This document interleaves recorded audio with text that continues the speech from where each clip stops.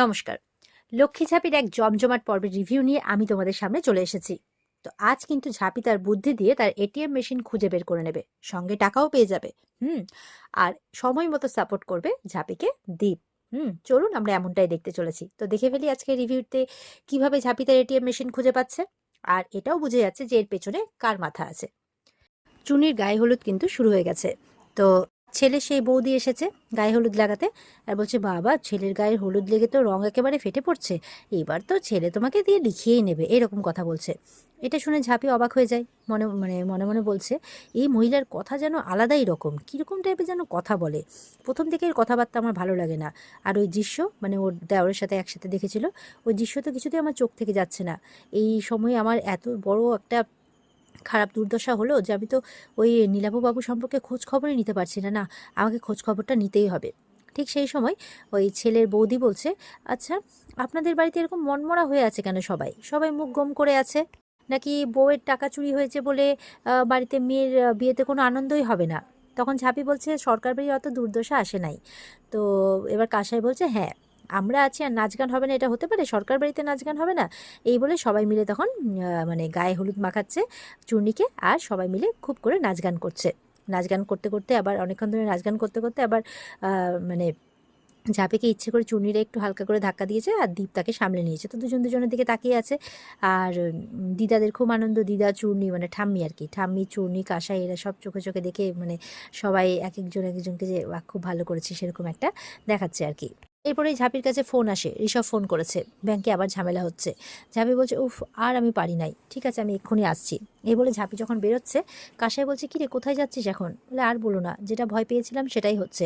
ATM মেশিনে টাকা পাচ্ছে না বলে, মানে এটিএমে টাকা পাচ্ছে না বলে সবাই এখন ব্যাংকে এসে ঝামেলা করছে, আমাকে এক্ষুনি যেতে হবে। কাসাই বলছিস, এই ঝাঁপিটার কপালে না ছুটোছুটি লেখা আছে।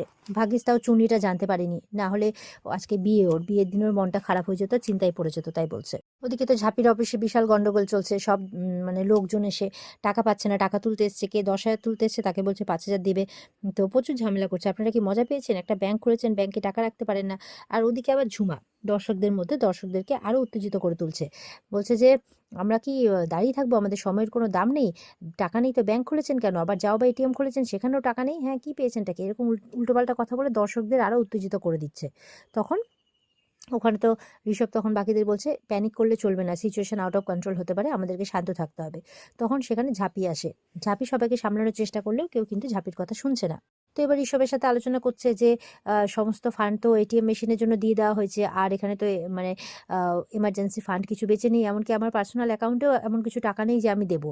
তো ঋষভ তখন বলছে ঝাঁপিকে, আচ্ছা এক কাজ কর, একটু তোর কেবিনে আয়, আমি একটা রাস্তা খুঁজে পেয়েছি, কেবিনে আয়। এই বলে ঋষভ ঝাঁপির কেবিনে গেছে। ঝাঁপি তো এবার চিন্তায় পড়েছে যে কি করবে। এদিকে ঝুমা মনে মনে বলছে, এবার বুঝবি মজা।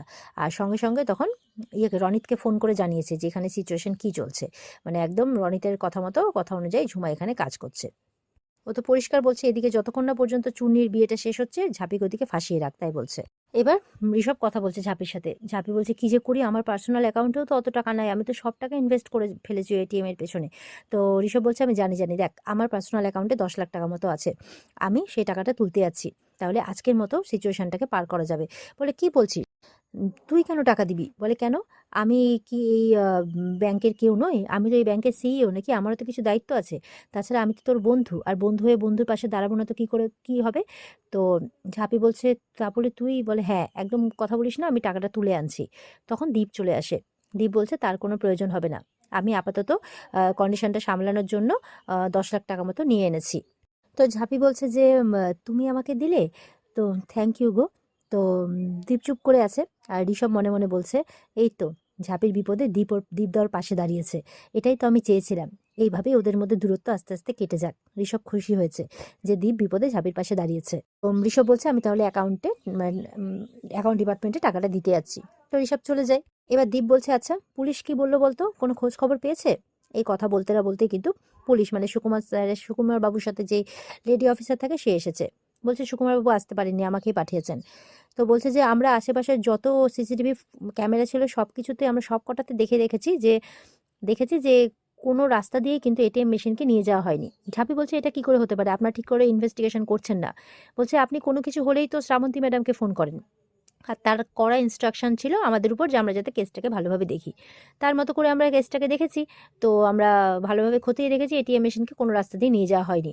এবার তো বলছে যে আমাদের নামে শুধু শুধু দোষ দেবেন না, এটা আপনাদের দুর্ভাগ্য যে মেশিন পাওয়া যাচ্ছে না। তো এবার তো ঝাঁপি পড়ে যায় চিন্তায়, এটা কি করে হতে পারে। এই বলে পুলিশ চলে যায়। এবার ঝাঁপি ঠিক করে যে সে ঘটনাস্থলে যাবে যদি কোনো ক্লু পাওয়া যায়। তো এবার দীপ বলছে ঘটনাস্থলে যাবি? তো তখন ঋষভ আসছে। তখন দীপ বলছে এই অবস্থায় তোকে একা ছাড়বো না আমি, চল আমার সাথে চল। তো জল খেয়েছিস? তো ঝাঁপি বলছে তোমার কি সত্যিই মনে হয় যে আমি প্রেগনেন্ট? তো বলছে যে জানি না রে, আমি কিছু জানি না। ঝাঁপি বলছে আমিও ব্যাপারটাকে বুঝতে পারছি না, বিশ্বাস হচ্ছে না। তবে যাই হোক আমাদেরকে এক্ষুনি বেরোতে হবে, ক্লু খুঁজে বের করতে হবে। এই বলে ওরা বেরোচ্ছে। তো ঋষভ জাস্ট যেইটুকু কথা শুনতে পায় যে এই পরিস্থিতিতে, এবার ঋষভ ভাবছে কি ব্যাপার, কোন পরিস্থিতিতে ঝাঁপিকে হড়বড় করতে বারণ করছে। তারপর ঋষভের মুখে হাসি ফোটে, আরে তার মানে কি ঝাঁপি প্রেগনেন্ট, যার জন্য ওর কেয়ার নিচ্ছে দীপ। আরে দারুণ খবর তো। কিন্তু ঝাঁপি এই গুড নিউজটা তাহলে দেয়নি কেন? আচ্ছা যাই হোক, এই এটিএম এর ঝামেলাটা মিটে যাক, তারপর আমি ঠাম্মিকে ধরবো। তাই বলছে ঋষভ, কিন্তু খুব খুশি ঝাঁপির জন্য। এবার ঝাঁপি আর দীপ পৌঁছেছে সেই এটিএম মেশিনের ওখানে। এবার বুঝতে পারছে না কি করবে, কোথায় খুঁজবে। বলে কি করি বলো তো, এত বড় এটিএম মেশিন, ওটা তো আর উবে যায়নি। তাই বলছে কি করা যায়। এবার পাশ দিয়ে কিন্তু একটা লোক যাচ্ছে, লোহা কাটার মেশিন, লোহা কাটার যা জিনিসপত্র লাগে সেই সব কিছু হাতে নিয়ে যাচ্ছে। তো তখন দীপ ঝাঁপি কেউ সেরকম ভাবে অতটা লক্ষ্য করেনি। কিন্তু তারপরে হঠাৎ করে ঝাঁপির মাথায় একটা বুদ্ধি আসে, আচ্ছা এমন নয় তো যে কোনো রাস্তা দিয়ে এটিএম মেশিনকে বের করা হয়নি। এমন নয় তো যে আমাকে হ্যারাস করার জন্য বা আমার বদনাম করার জন্য, আমার ব্যাংকের বদনাম করার জন্য এটিএম মেশিন এখানেই কোথাও লুকিয়ে রাখা হয়েছে। দীপ বলছে কি বলছিস, সেখানে কোথায় থাকতে পারে। ঝাঁপি অনেক মাথা খাটিয়ে দেখছে। তখন মনে পড়েছে একটা লোক সামনে দিয়ে কিন্তু ওই সামনের দোকানটা থেকে বেরোলো আর তার হাতে লোহা কাটার মেশিন ছিল। তখন বলছে বুঝতে পেরেছি আমার এটিএম মেশিন কোথায় আছে। তো দীপ বলছে কোথায়? বলে এই যে সামনের দোকানটাতে। সামনের দোকানটা কিন্তু একটা কাঠের ফার্নিচারের দোকান, আর সেখান থেকে লোহা কাটার মেশিন নিয়ে বেরোচ্ছে একটা লোক। সেখানে সন্দেহ হয়েছে ঝাঁপির যে এটা তো কাঠের ফার্নিচারের দোকান, তাহলে এখানে লোহা কাটা হচ্ছে কেন, লোহা কাটার মেশিন নিয়ে কেন বেরোনো হচ্ছে। ব্যাস ঢুকে পড়েছে দীপ আর ঝাঁপি দোকানে, একদম সোজা ভেতরে ঢুকে পড়েছে, খোঁজ করছে। তো লোকজন কিন্তু ভয় পেয়ে গেছে, ইশারা করছে, বলে কি ব্যাপার আপনারা কেন ঢুকে পড়েছেন এরকম ভাবে না বলে দোকানের মধ্যে। বলে তখন দীপ কলার ধরছে, একদম বেশি কথা বলবি না। বলে আপনারা এরকম করছেন কেন, পুলিশ ডাকবো। বলে পুলিশ ডাকবি, পুলিশ ডাকবি, বল এটিএম মেশিন কোথায় আছে। ঝাঁপিও জিজ্ঞাসা করছে, বলছে এটিএম মেশিন, কি বলছেনটা কি। দীপ তো তখন মানে আচ্ছা করে ধরেছে কলার, আর ঝাঁপিকে বলছে তুই খোঁজ, যা তো তুই খোঁজ। এই বলে ঝাঁপিকে আটকানোর চেষ্টা করছে। কিন্তু ঝাঁপি কিন্তু আরেকটু এগিয়ে গিয়ে ভেতরে দেখে ফেলেছে তার এটিএম মেশিনটা রাখা আছে। বলছে এই তো আমার এটিএম মেশিন। দীপ দৌড়ে গেছে। এবার ঝাঁপি নিচে দেখছে ওই যে লোহা কাটার লোকটা বেরোলো, ওই নিচের চারকোনা বক্সের মতো কেটে ফেলেছে যে অংশে টাকা থাকে। আর ঝাঁপি হাত দিয়ে দেখছে টাকাও নেই। বলে সর্বনাশ, এখানে তো টাকা নেই, এবার কি হবে।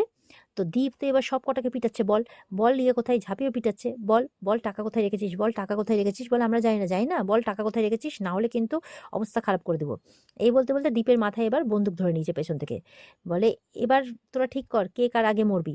আর একজনকে বলছে শাটারটা ডাউন কর। তখন ঝাঁপি কি করবে বুঝে না পেয়ে পিছন থেকে আয়না দেখতে পেয়েছে।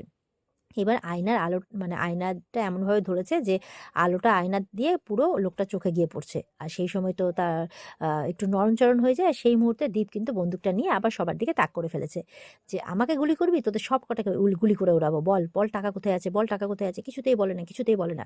ঝাঁপি কিন্তু দূর থেকে দাঁড়িয়ে দেখছে।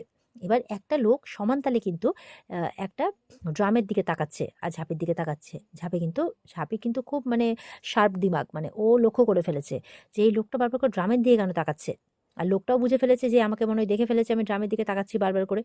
ঝাঁপি চলে গেছে ড্রামের দিকে, গিয়ে দেখে ফেলেছে টাকা। মানে টাকাটাকে পুরোপুরিভাবে প্লাস্টিকে একদম সুন্দর করে মুড়িয়ে জলের মধ্যে ডুবিয়ে ফেলে রাখা হয়েছে। টাকাটারও ক্ষতি হবে না, জলের মধ্যে কেউ সন্দেহ করবে না। এবার তো ঝাঁপি টাকাটা উঠিয়ে নিয়ে এসছে, আর তখন ঋষভও পৌঁছে গেছে ওই তার কাটা লোকটাকে নিয়ে, ওই যে লোহা কাটা লোকটাকে নিয়ে। ঋষভও পিটাচ্ছে, বলছে এই যে টাকা পাওয়া গেছে। তো এবার তো ঋষভ, ঝাঁপি, দীপ সব কটা মিলে সব কটাকে পিটাচ্ছে। এবার দেখ তোদের অবস্থা কি খারাপ করি, বল কে কে তোদেরকে এই কাজটা করতে বলেছে বল। কিছুতেই বলছে বলবে না, বলবে না, বলবে না, সব বলছে। এবার ঝাঁপি বলছে মনে হচ্ছে এই লোহা কাটার লোকটা কোনো কিছু জানে না, কিন্তু এই তিনটা শয়তান, এদের মুখ থেকে বের করতেই হবে কথা। এবার ওই মানে কাঠ কাটার ওই ঘুরন্ত ওই মেশিনটা নিয়ে এসছে ঝাঁপি। বলছে বল কে এই কাজটা করিয়েছে, না হলে কিন্তু ওকে দু টুকরো করে দেবো। বলে না আমি বলবো না, কিছুতেই বলবো না। বলবি না? দীপরা তো বেধড়ক মারছে, ঋষভও বেধড়ক মারছে লাঠি দিয়ে।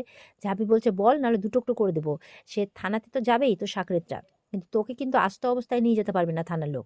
তবুও ভয় পায় না, কিছুতেই বলবে না। এবার যে মেশিনটাকে কাছে নিয়ে গেছে আর পেছন থেকে দীপ ধরে রেখেছে, অমনি ভয়ে আচ্ছা আচ্ছা বলছি বলছি বলছি বলছি এই কাজটা রনিত রনিত রনিত সরকার বাড়ির রনিত রনিত সরকার ওই করতে বলেছিল। এবার তো দীপ বেধড়ক রেগে গেছে, রনিত বলে একদম চিৎকার করে উঠেছে। এবার তো ঝাঁপি গেছে বেজায় রেগে। আমি বলেছিলাম এই শকুনকে ধরতে পারলে আমি আজ আজ মানে আঁশবটি দিয়ে কাটবো। এবার তোমার বন্ধুর কোনো নিস্তার নাই। এতদিনও বাড়ির দিকে দেখতে দেখতে এবার আমার ব্যাংকের দিকে হাত বাড়িয়েছে। এবার ওকে আমি শেষ করেই তারপর ছাড়বো। হচ্ছে এই শাস্তি রনিতদাকে পেতেই হবে। আর এখানেই কিন্তু আজকের পর্ব শেষ হয়ে যায়। তো পরের দিন আমরা দেখতে পাবো এই রনিতকে সোজা একদম পুলিশের হাতে তুলে দেবে দীপ আর ঝাঁপি। হুম। তো দেখার জন্য অপেক্ষায় থাকবে থাকবে আগামীকালকে রিভিউয়ের জন্য। আজকের রিভিউ তো আশা করি তোমাদের খুব ভালো লেগেছে। ভালো লেগে থাকলে পর্বকে কিন্তু খুব মন দিয়ে দেখবে, আর স্টার জলসার পর্দাতেই চোখ মানে বিস্তারিত দেখার জন্য চোখ রাখবে। আর আমাদের রিভিউ বেশি করে শুনবে। আর ভালো থাকবে সবাই। টাটা।